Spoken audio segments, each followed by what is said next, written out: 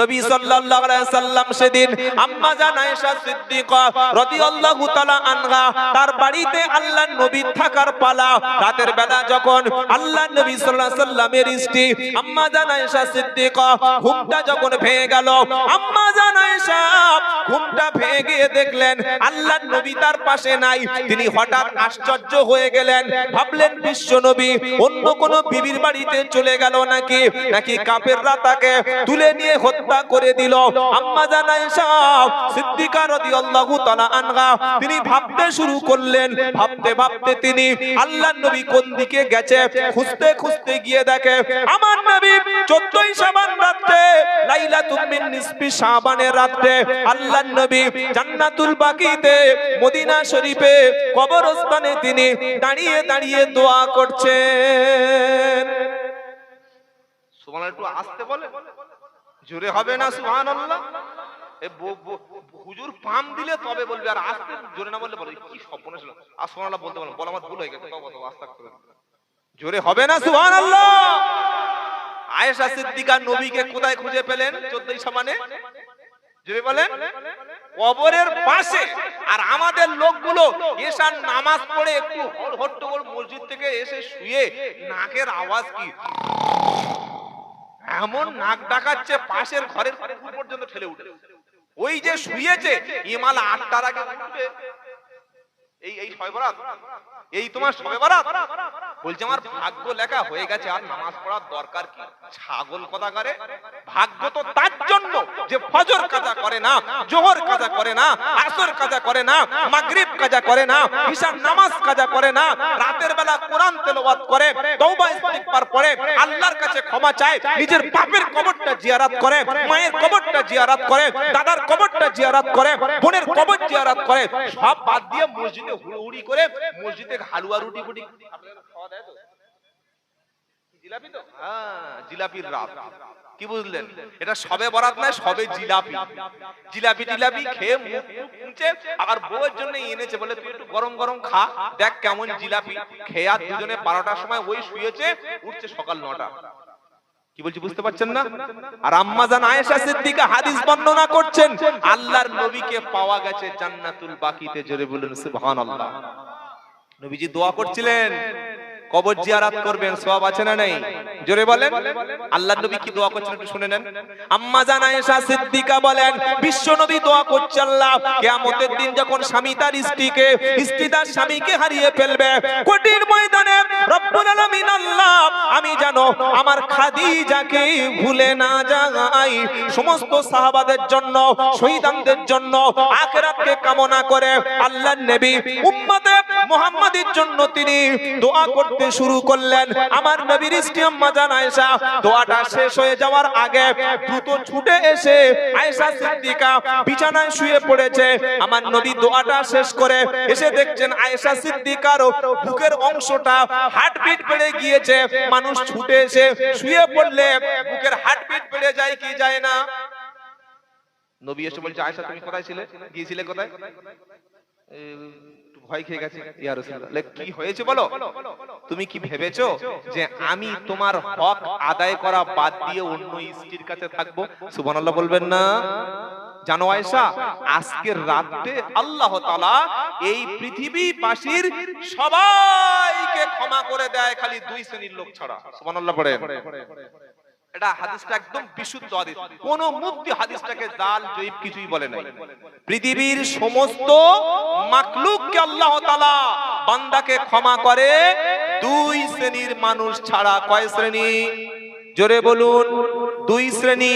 ও নামাজ পড়লেও ক্ষমা পাবে, আর যদি কেউ রোজা করেও নামাজ পড়ে রোজা পড়লেও ক্ষমা পাবে না।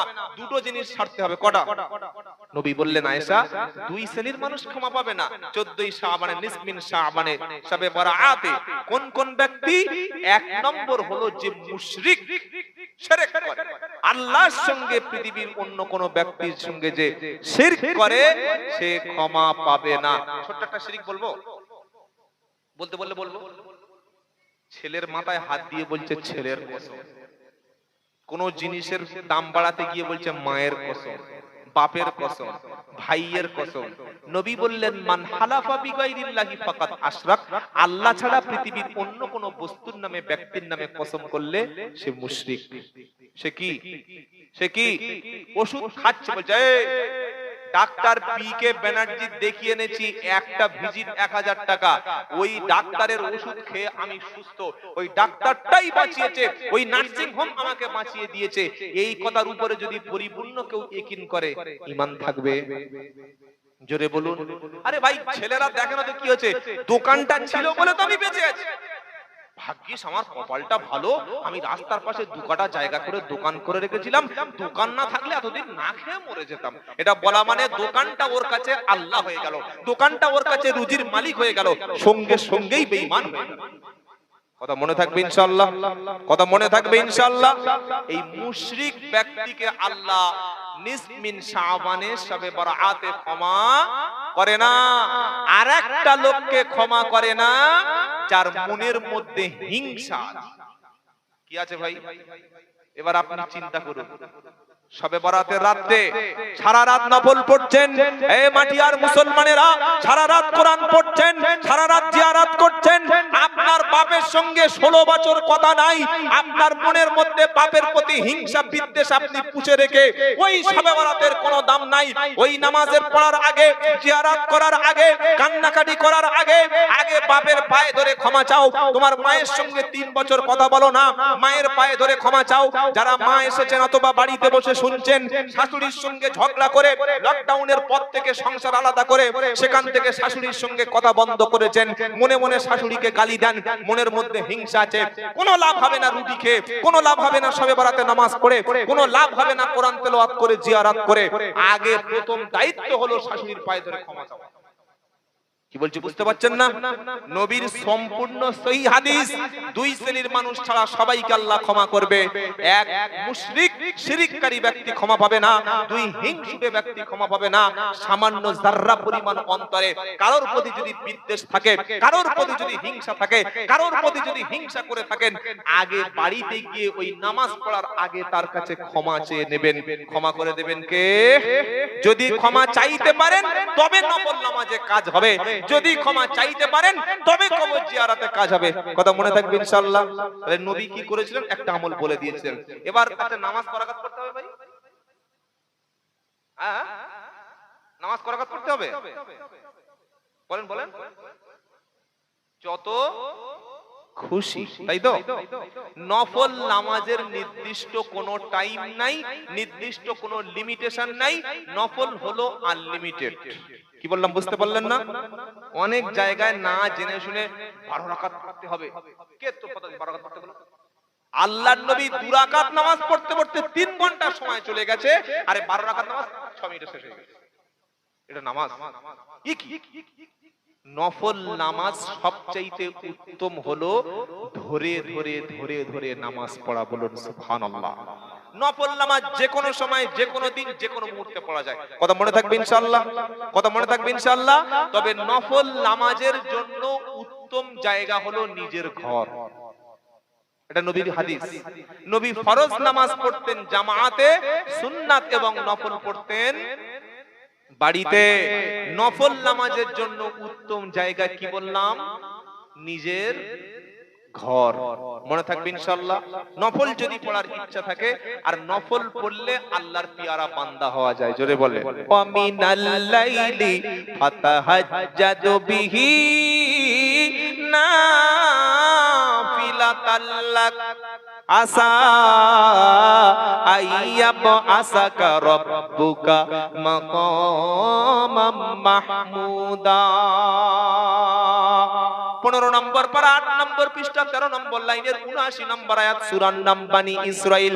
আল্লাহ বলছেন নবী আপনার উম্মতের জন্য নফল নামাজটাকে, তাহাজ্জুদের নামাজকে নফল হিসাবে আমি আল্লাহ করে দিলাম। জোরে বলুন সুবহানাল্লাহ। ও গুনাহগার বান্দা, ও আল্লাহর নাফরমান বান্দা, কিয়ামতের দিন বিচার হবে। সেই বিচার হওয়ার আগে পবিত্র রাতে তওবা করো, ওযু করো, গোসল করো, 2 রাকাত নামাজ অন্তত ইস্তেগফার করে পড়ো। আল্লাহর কাছে কেঁদে বলো, রব্বানা আমি নামাজ কাজা করেছিলাম, আমি মদের বোতল ধরেছি, আমি অন্য নারীর শরীরকে ভোগ করেছি, আমি জেনা করেছি, লটারির টিকিট বিক্রি করেছি, মিথ্যা বলেছি, সুদ খেয়েছি, ওজনে কম দিয়েছি, মানুষকে কষ্ট দিয়েছি। আজকে তওবা করে ফিরে এলাম। সামনে হলো রমজান, রমজানের আগে শাবান হলো রমজানের প্রিপারেশন নিতে হয়, প্রস্তুতি নিতে হয়। গাছ যেমন পুঁতে, বৃক্ষ যেমন রোপণ করে পানি দিতে হয়, সার দিতে হয়, গাছের গোড়া নিকাশি করতে হয়, তবে গাছটা প্রস্তুতি নেয় ফসল দেওয়ার। রমজানে ফসল ফলাবার মাস, শাবান হলো বৃক্ষ রোপণ করার মাস। এই মাসে যত খুশি তত নফল রোজা রাখো, যত খুশি তত নফল রোজা করো, যত খুশি তত নফল নামাজ পড়ো, কোরআন তেলাওয়াত বেশি করো। রমজানের জন্য প্রস্তুতি নাও। শাবান মাস হলো রমজানের প্রস্তুতি মাস। সুবহানাল্লাহ পড়ে। আর কবর জিয়ারত করার সবচাইতে সুন্নাত হলো একা। যে কোনো হাক্কানি মুফতি সাহেবের কাছে আমার কথাটা শুনে আপনি ফোন করবেন, জিজ্ঞাসা করুন যে আব্দুল্লাহ জুবায়ের সাহেব বলে গেছে কবর জিয়ারত করার সবচাইতে উত্তম সুন্নাত এবং সওয়াবের কাজ একা একা বাপের কবরের কাছে দাঁড়ানো, একা একা মায়ের কবরের কাছে দাঁড়ানো। উনি এইটা বলে গেছেন। আমার কথাটা শুনে যদি কোনো হাক্কানি মুফতি সাহেব বলে হ্যাঁ ঠিক বলেছে, আপনি মেনে নেবেন। আর যদি বলেন ও ফ্রড ও চিটিং বাস, মানার দরকার নেই। কি বললাম বুঝতে পেরেছেন না? আপনি 4 জন 5 জন 30 জন 25 জন একবার চল, পাইকারি ভাবে চল। এবার হুজুর দোয়া করছে 3 থেকে 4 মিনিট, এত লোকের আর কত দোয়া করবে? আর পিছন থেকে এ ও ছিমটি কাটছে, ওর পায়ের উপরে পা তুলে দিচ্ছে, ওদিকে দাঁত বার করছে। এটা হয় কি হয় না? হয় কি হয় না? আবার পিছন থেকে হাসছে। আবার কোন ইমাম সাহেব যদি একটু দোয়াটা বড় করে ফেলে, গুনাহের জন্য কাঁদছে, তখন পিছন থেকে বলছে দেখেছিস ইমাম সাহেব খুশি করার জন্য কি করছে আমাদের। এটা বলে কি বলে না? ছি ছি ছি ছি, তওবা তওবা, এটা বলবেন না। নিজে গোসল করে পবিত্র হয়ে মসজিদ থেকে আল্লাহর ঘর থেকে বার হয়ে নিজের বাপের কবরের কাছে একা দাঁড়িয়ে যাবেন। বলুন ইনশাআল্লাহ। নিজের মায়ের কবরের কাছে, অন্ধকারের কবরের সামনে অন্তত রাতের বেলা নিসমিন শাবান, লাইলাতুন নিসমিন শাবান, 14ই শাবানে একা দাঁড়িয়ে গিয়ে মার সামনে গিয়ে বলবেন আসসালামু আলাইকুম ইয়া আহলাল কবর আম্মা জান। 13টি বছর চলে আসলেন, আর আপনার মুখটা দেখতে পাই না। ক্ষুধা লাগলে আর কেউ খেতে বলে না, কষ্ট হলে আর কাউকে বলতে পারি না, আমার বাড়িতে বিপদ হলে আমার মাথায় কেউ হাত তুলে দেয় না, আমি সমস্যায় জর্জরিত হলে কেউ আমাকে কোলে টেনে নেয় না। মা তুমি 13টি বছর আমাকে ছেড়ে চলে এসেছো, জানি না অন্ধকার ঘরটা কেমন আছে, জানি না কবরের আযাব হচ্ছে কিনা, পৃথিবীর সব মানুষ হয়তো তোমাকে ভুলে গেছে মা। আমি পবিত্র নিসমিন শাবান, 14ই শাবানের রাতে, পবিত্র শবে বরাতে আমি সব কাজকে ফারেক করে তোমার কথা স্মরণ করে কবরের কাছে এসে কাঁদছি গো মা। তোমার আযাব যদি হয়ে থাকে আল্লাহ আমার মাকে ক্ষমা করে দিও। ওগো আল্লাহ, আমার বাপের কবরের আযাব যদি হয়ে থাকে তুমি মাফ করে দিও। আরে আরবি না জানলে কি হবে? আপনি অন্য ভাষায় না বললেও কি হবে? বাংলায় যদি কোনো মানুষ কাঁদে, বাংলায় যদি কোনো মানুষ দোয়া করে, দোয়া কবুল করবেন কে? জোরে বলেন। আমার বাপ আমাকে কিভাবে মানুষ করেছে, আমার মা আমাকে কিভাবে মানুষ করেছে, এইটা আমি ভালো জানি না যিনি আমার জন্য দোয়া করে দিচ্ছেন তিনি ভালো জানেন? কোনটা কে জানেন? কে জানেন?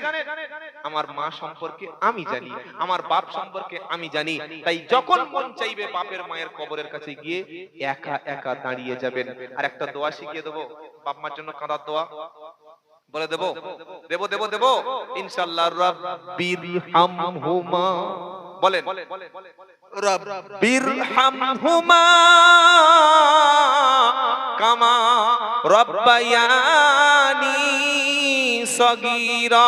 ছেলেরা মেয়েরা নামাজের শেষে লাইলাতুন নিসমিন শাবান, জুমার দিনে, ঈদের দিনে, তাহাজ্জুদের সময় যখন মন চাইবে আব্বার জন্য আম্মার জন্য হাত তুলে আল্লাহর কাছে কাঁদবেন, চোখের পানি ফেলবেন আর বলবেন রব্বির হামহুমা কামা রব্বায়ানি সগীরা।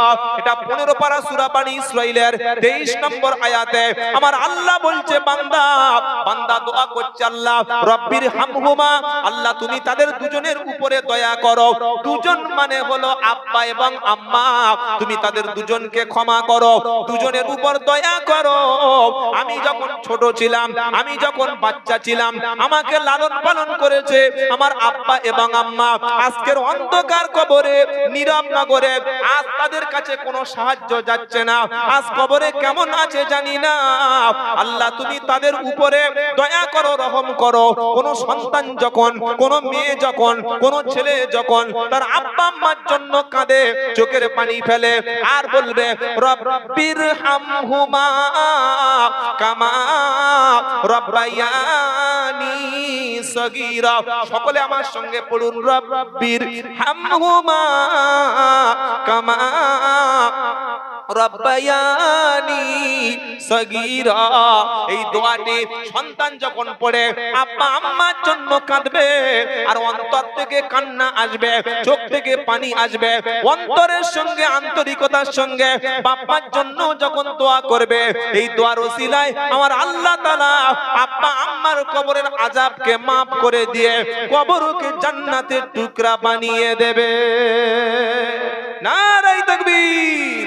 একটু জিকির করুন লা ইলাহা ইল্লাল্লাহ, লা ইলাহা ইল্লাল্লাহ, লা ইলাহা ইল্লাল্লাহ মুহাম্মাদুর। এই দোয়াটা করতে পারবেন? দোয়াটা বাবার জন্য দোয়া হবে ইনশাআল্লাহ। খবরদার কবর জিয়ারত বন্ধ করবেন না। সব সময় বাপের কবরের সামনে, মায়ের কবরের সামনে যাবেন। বেশি বেশি তওবা, ইস্তিগফার, দরুদ শরীফ, ইয়াসিন যা মুখস্থ আছে এটা পড়ে যাবেন। আর একা যাবেন, পার্সোনাল যাবেন, গিয়ে বাপের একদম কবরের সামনে গিয়ে প্রথমে আসসালামু আলাইকুম ইয়া আহলাল কুবুর, এটুকু বলতে পারবেন? বলতে পারবেন কি পারবেন না? মনে থাকবে ইনশাআল্লাহ। যারা আপনাকে পৃথিবীতে এনেছে তাদেরকে কোনোদিন দুঃখ দেবেন না। বাপ দোয়া করলে, মা দোয়া করলে যেমন দুনিয়াতে নাজাত পাওয়া যায়, এই বাপ মা মরণের পরে আল্লাহর নবী বলছেন সালাতু দাওয়াতিন, নবী বলছেন ইদা মাতাল ইনসান ইনকাতা আনহু আমালুহু ইল্লা মিন সালাসা, মানুষ মারা যাওয়ার পরে মানুষের সমস্ত আমল বন্ধ হয়ে যায়, কিন্তু তিনটি আমল এমন আছে যেটা কবরেও কিয়ামত পর্যন্ত নেকি পায়। এক নম্বর হলো সাদাকাতিন জারিয়া, কেউ যদি মসজিদ, মাদ্রাসা, খানকা, কবরস্থান, ঈদগাহ, মক্তব করে দিয়ে যায়, কাউকে কোরআন শরীফ পড়ার জন্য কোরআন কিনে দিয়ে যায়, এর জন্য সে কবরে নেকি পাবে।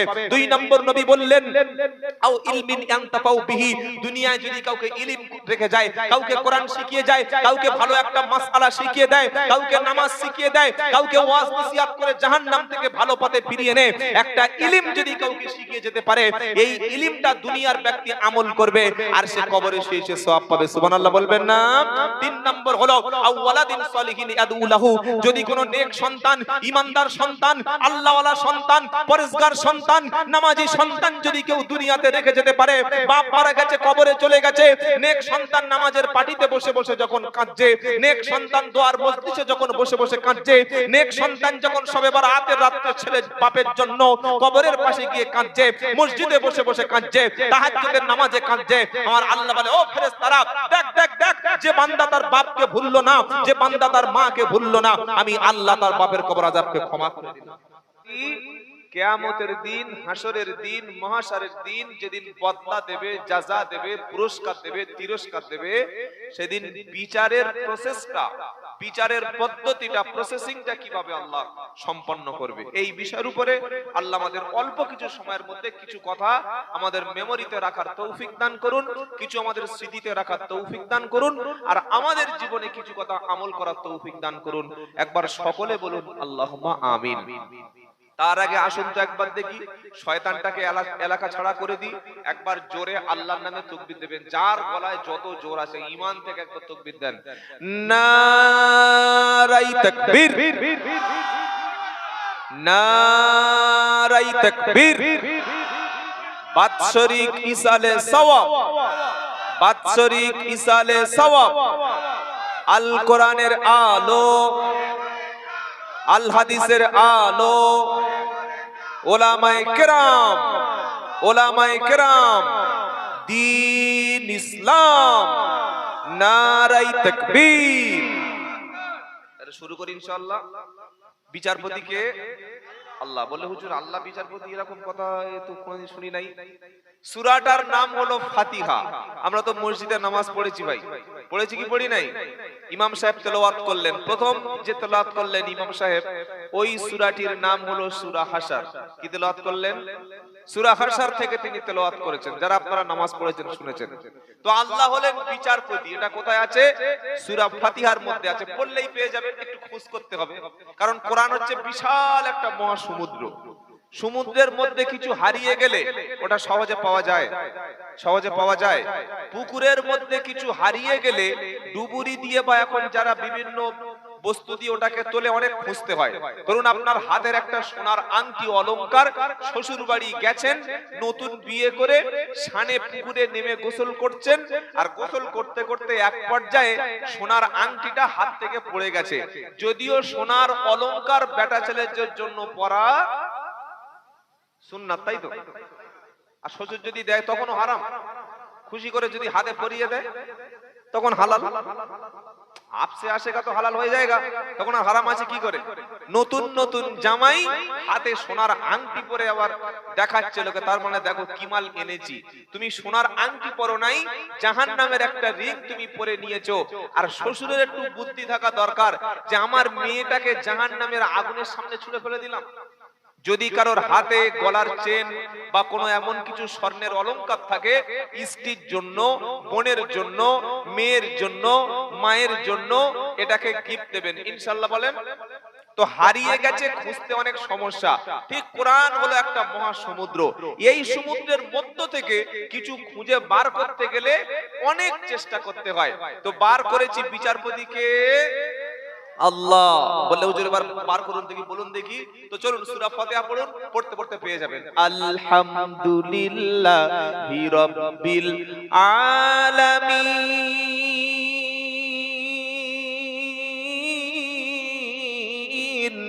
আর রহমানির রহিম।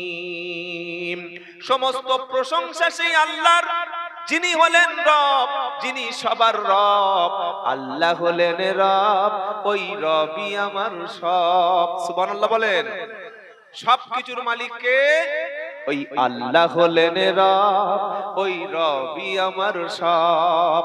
সবই কিছু কন্ট্রোল করেন তিনি।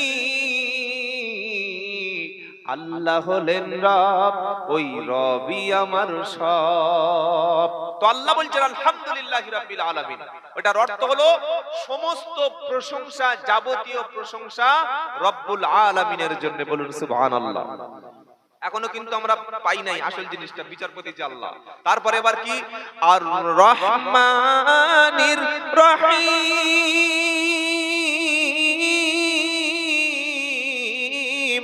যিনি রব, তার মধ্যে আছে দুটো গুণ, একটা হলো রহিম আর একটা হলো রহমান। সুবহানাল্লাহ। আল্লাহর মধ্যে এখানে কটা গুণ পেলাম? দুটি। একটা হলো তিনি দয়াময় আর তিনি মেহেরবান। সুবহানাল্লাহ বলেন। আল্লাহর চাইতে দয়া, আল্লাহর চাইতে অনুগ্রহ, আল্লাহর চাইতে অনুকম্পা, আল্লাহর চাইতে মেহেরবান এই পৃথিবীতে আর ভালোবাসা, প্রেম, মহব্বত যা কিছু আছে ওটা 100 ভাগ করে একটা ভাগ নবী আদম থেকে আজ পর্যন্ত, আজ থেকে কিয়ামত পর্যন্ত সবার মাঝখানে তিনি ছড়িয়ে দিয়েছেন। 99 ভাগ আছে কার কাছে? জোরে বলেন। এক ভাগ ভালোবাসা পেয়ে স্ত্রী যদি বলে আর শ্বশুর বাড়ি যাব না, স্বামী বিছানায় শুয়ে শুয়ে কাঁদছে, বাচ্চা মারা গেছে, মা পাগল হয়ে যাচ্ছে, বাপ মারা গেছে, মেয়ে হার্ট ফেল করছে, হয় কি হয় না? সামান্য ভালোবাসায়। আর 99 ভাগ ভালোবাসা রিজার্ভ করা আছে কার কাছে? বলে আল্লাহ হলেন সবচাইতে বড় রহমান। বলে হুজুর আল্লাহ যে রহমান এটা আমি বুঝবো কি করে? আল্লাহ বলছে সূরা রহমান পড়ুনি? পড়ুনি সূরা রহমান? বললে হ্যাঁ পড়েছি। তো বলছে আমার রহমান, আমি যে দয়ালু, আমি যে দাতা, আমি যে মেহেরবান, আমি যে দয়ালু, এটার একটা নমুনা সূরা রহমান পড়লে পেয়ে যাবে। সুবহানাল্লাহ পড়ে। কি একটা দয়ার একটা, মানে বলবো নাকি কি আল্লাহর একটা দয়া? একটা দয়া খালি শুনেন। সূরাটার নাম কি বললাম? রহমান। আর রহমান আল্লামাল কুরআন খালাকাল ইনসান আল্লামাহুল বায়ান আশ-শামসু ওয়াল কমারু বিহুসবান ওয়ান নাজমু ওয়াশ-শাজারু ইয়াসজুদান ওয়াস-সামাআ রাফাআহা ওয়া ওয়াদাআল মিজান। এই সূরার প্রথমে আল্লাহ বলছেন আর রহমান আল্লামাল কুরআন খালাকাল ইনসানা আল্লামাহুল বায়ান। রহমান তিনি কোরআন শিক্ষা দিলেন যিনি, রহমান তিনি শিক্ষা দিলেন কোরআন, তিনি রহমান আর তিনি শেখালো বায়ান। সুবহানাল্লাহ বলবেন না? কোরআনও শিক্ষা দিয়েছেন আর আমাদের কথা বলার ক্ষমতা দিয়েছেন কে? তিনি রহমান, দিলেন কোরআন, কথা বলার ক্ষমতা দিলেন তিনি রহমান। সুবহানাল্লাহ, সুবহানাল্লাহ পড়েন। এইবার বিচারপতি যে আল্লাহ হবেন সেটা তিনি বলে দিয়েছেন। সেটা কে বলে দিয়েছেন? আর রহমান নির রহিম। তারপর আয়াতটা সূরা ফাতিহায় কি আছে আমার সঙ্গে পড়েন। মালিকি ইয়াউমিদ্দিন। ইয়াউমিদ্দিন মানে হলো এখানে কিয়ামত। কিসের দিন? জোরে বলেন। বিচারের দিন, হাসরের দিন, আমলনামা বদলা, পুরস্কার এবং তিরস্কার দুটোই দেওয়ার দিন। আর বিচার হবে সেদিন মালিকি ইয়াউমিদ্দিন। বিচার করবেন তিনি, নাম হলো তার মালিক। মালিককে জোরে বলেন। মালিককে যেদিন পৃথিবী সব সমান হয়ে যাবে, ইদাস সামাউন ফাতারাত ওয়া ইদাল কাওয়াকিবুন তাসারাত ওয়া ইদাল বিহারু ফুজ্জিরাত ওয়া ইদাল কুবুরু বুসিরাত। সুবহানাল্লাহ বলবেন না? আকাশ যেদিন ফেটে যাবে, পাহাড় যেদিন ছুটে যাবে, সবকিছু যেদিন তছনছ হয়ে যাবে, কবরগুলি যেদিন ফেটে যাবে, কবর থেকে মাইয়েতগুলো একটা একটা করে যেদিন উঠতে শুরু করবে, আলিমাত নাফসুম মা কদ্দামাত ও আখরাত। মানুষ তার জীবনে কি আমল করেছে সবগুলি সব নিজে সেদিন দেখতে পাবে। কিয়ামতটা কিভাবে শুরু হবে? এবার সূরা জিলজালা চলুন। ইদা যুলজিলাতিল আরদু জিলজালাহা ও আখরাজাতিল আরদু আসকালাহা ওয়া ক্বালাল ইনসানু মা লাহা ইয়াউমাইদিন তুহাদ্দিসু আখবারাহা। আল্লাহ যখন বিচারপতি হবেন, বিচার শুরু করার আগের প্রেক্ষাপটটা, বিচার শুরু করার আগের দৃশ্যটা কেমন হবে সেটা কোরআনুল কারীম আল্লাহ আপনাদের শোনাচ্ছে। সুবহানাল্লাহ পড়েন। এই যে কথাগুলো আমাকে বলাচ্ছেন, কে বলাচ্ছেন? জোরে বলুন। আমার বাবার কোনো ক্ষমতা নাই এখানে বসে আপনাদের সামনে কোরআন পড়ার। সব মালিককে, সবকিছুর মালিককে আমাকে বলার মতো ক্ষমতা হিম্মত দিয়েছেন তিনি কে? আল্লাহ। তিনি কি বলছেন? যে আমি যখন বিচারের মঞ্চে বসবো, বিচারের আসন অলংকৃত করব, বিচারের আসনে যখন অধিষ্ঠিত হব, প্রতিষ্ঠিত হব, এস্টাবলিশড হব, আমি যখন আসন গ্রহণ করব, তার আগে পৃথিবীটাকে তছনছ করে দেব। কিভাবে? ইদা যুলজিলাতিল আরদু জিলজালাহা। গোটা পৃথিবী যখন প্রকম্পিত হবে, ভূমিকম্প হবে, সূর্য, চাঁদ, গ্রহ, নক্ষত্র শব্দ খসে খসে পড়ছে, গোটা পৃথিবী যখন আর্থকোয়াক শুরু হয়ে যাবে, সমুদ্র চলতে থাকবে, পানিগুলো তছনছ হয়ে যাবে, মাউন্ট এভারেস্ট, কাঞ্চনজঙ্ঘা, তারপরে যত বড় ধরনের বিশাল বিশাল পাহাড় পর্বত দেখতে পান, সব পাহাড়গুলো ভেঙে তছনছ করে সমান করে দেওয়া হবে। আর ওই যে ভূমিকম্প শুরু হলো, ও ভূমিকম্প আর স্টপ হবে না, ভূমিকম্প আর থামবে না। কোরআন বলছে ইদা যুলজিলাতিল আরদু জিলজালাহা ও আখরাজাতিল আরদু আসকালাহা। পৃথিবী যখন প্রকম্পিত হবে, মাটির ভিতর থেকে ভারী ভারী বস্তুগুলো সব একটা একটা করে বার হবে। সোনা, লোহা, তামা, পিতল, পেট্রোল, ডিজেল, কেরোসিন, যত রকমের খনিজ সম্পদ আছে সবগুলি তো মাটির মধ্যে আছে। ও আখরাজাতিল আরদু আসকালাহা, পৃথিবীর ভিতর থেকে ভারী ভারী বস্তুগুলো সব বার হতে শুরু করবে। এবার মানুষ কি বলবে এরকম একটা দৃশ্য দেখে? ওয়াকালাল ইনসানু মা লাহা, মানুষ বলবে কি হলো, কি হলো, কেন ভূমিকম্প থামছে না, কেন পৃথিবী কম্পন হচ্ছে, কেন পাহাড়গুলো ছুটতে শুরু করেছে, কেন জমিনটা ফেটে গেছে? আল্লাহ সেদিন বলবে বি আন্না রাব্বাকা আওহালাহা, এটা আল্লাহর নির্দেশে, আল্লাহ অর্ডার দিয়েছে। অর্ডার দিয়েছেন মালিককে। কে অর্ডার দিয়েছেন? মালিককে অর্ডার দিয়েছেন মালিক। মালিকের অর্ডারে কাজ হচ্ছে। পৃথিবী তছনছ হয়ে যাবে। ইয়াউমা ইদিন তুহাদ্দিসু আখবারাহা, আল্লাহ পাক বলছে জমিনের উপরে সমস্ত খবরগুলো পৃথিবী সেদিন ওপেন করে দেবে। কোন জায়গায় দাঁড়িয়ে নামাজ পড়েছেন সেদিন জমিন সাক্ষী দেবে। কোন জায়গায় দাঁড়িয়ে কোরআন পড়েছেন জমিন সেদিন সাক্ষী দেবে। কোন জায়গায় দাঁড়িয়ে আল্লাহর নামে জিকির করেছেন জমিন সেদিন সাক্ষী দেবে। কোন জায়গায় আপনি বসে বসে আল্লাহর কোরআন পড়েছেন জমিন সেদিন সাক্ষী দেবে। কোন জায়গায় আপনি বসে আল্লাহর নামে প্রশংসা করেছেন জমিন সাক্ষী দেবে। কোথায় সেজদা দিয়েছেন সে জমিন সাক্ষী দেবে। কোথায় আপনি দান করেছেন সবকিছু সাক্ষী দেবে।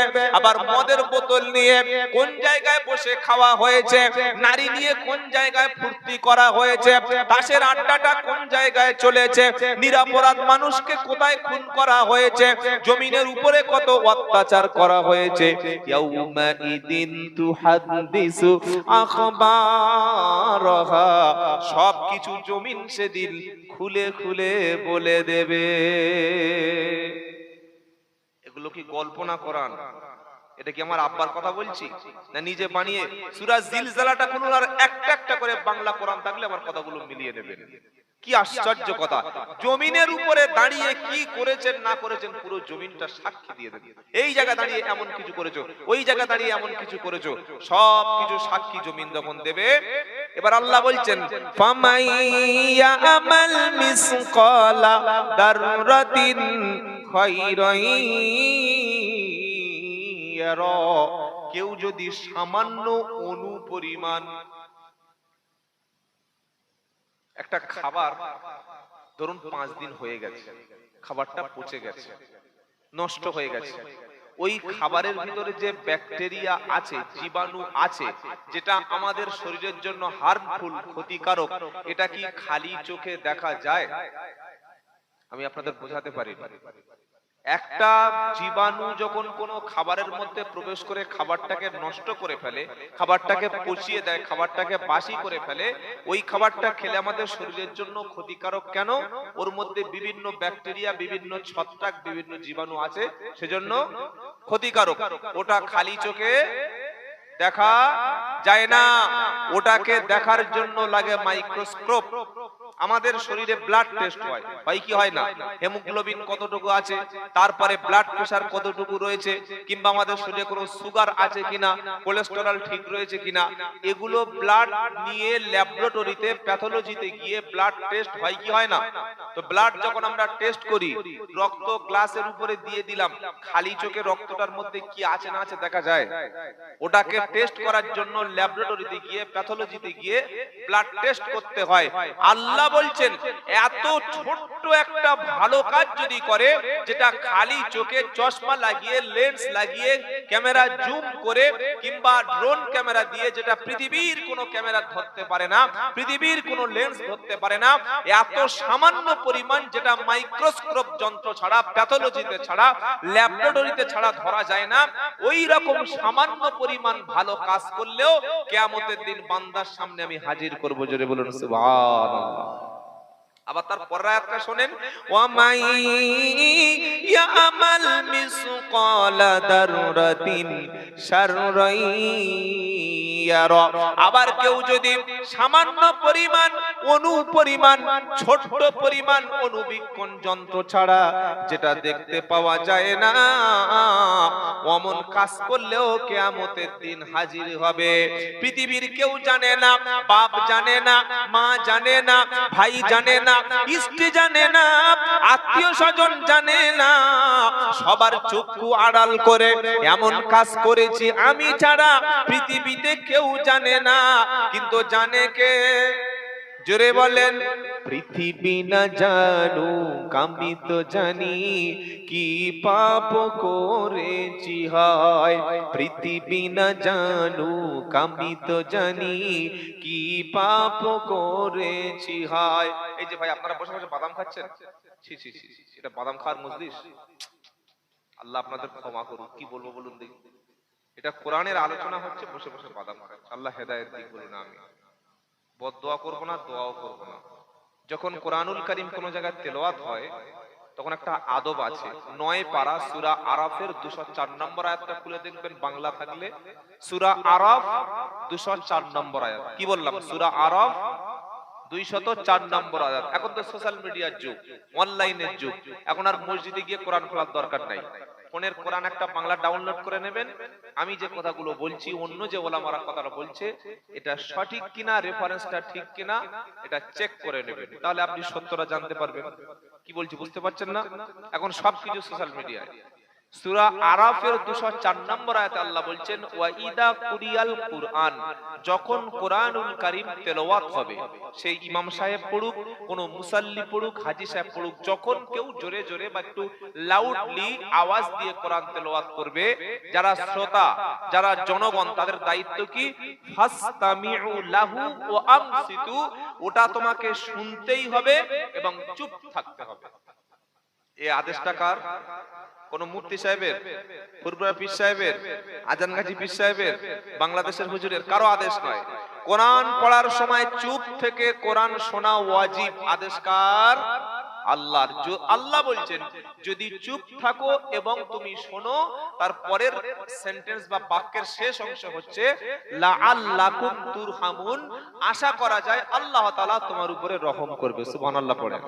সেজন্য এরকম বেয়াদবিমূলক আচরণ কেউ করবেন না। জুমার দিনে খুতবা চলছে, নতুন বেয়াই এসেছে, দুজনে বসে বসে গল্প করছে। জানো বেয়াই, সত্যি তোমার একটা মেয়ে, আহা, আমার সংসারে সব কাজ করে দেয়, আমার মাঝে মাঝে পা টিপে দেয়, আমার মাঝে মাঝে বডি অয়েল মাখিয়ে দেয়। জুমার দিন খুতবার সময় দুই ভাই গল্প করছে। কত বড় ছেঁচড়া, একবার চিন্তা করে, কত বড় ছেঁচড়া হলে এরকম কথা বলতে পারে? জুমার দিন ইমাম খুতবা শুরু করলে খুতবা শোনা কি ওয়াজিব, আর ঘুমানো সুন্নাত। তাই তো, ঘুমানো কি? ঘুমানো জায়েজ নয়।